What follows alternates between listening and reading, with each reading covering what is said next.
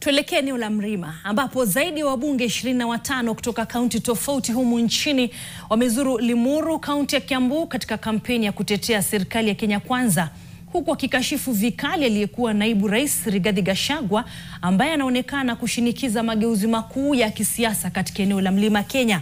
Wakizungumza katika uwanja wa shule ya upili ya Manguo, wabunge hao waliwataka wakazi wa Kiambu na eneo pana la Mlima Kenya kudumisha mshikamano wao na serikali kuu ili kupata manufaa zaidi na kukamilishwa kwa miradi tofauti ya maendeleo. Kiongozi wa wengi katika bunge la kitaifa Kimani Ichung'wah aliangazia idadi ya nyadhifa ambazo watu kutoka eneo la Mlima Kenya wamepata katika utawala wa Rais William Ruto.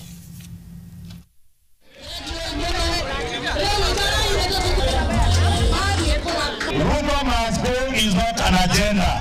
Ruto must go forward with his transformative agenda for transforming the lives of the Kenyan people and most of the people of Limuru, Kiambu and Mount Kenya region. Hata hatukanwe namna gani, sisi tunajiuliza ile kazi tulimpea anatufanyia ama hatufanyii. Message ambayo tumekuja nayo kubwa siku hii ya leo ni ya kwamba mambo mengi ambayo hutendeka utajikuta wakati mwingine huwezi kukamilisha sana kama hauko katika serikali. Miaka 60 ambayo inapita sasa, hatujawahi kuwa katika opposition.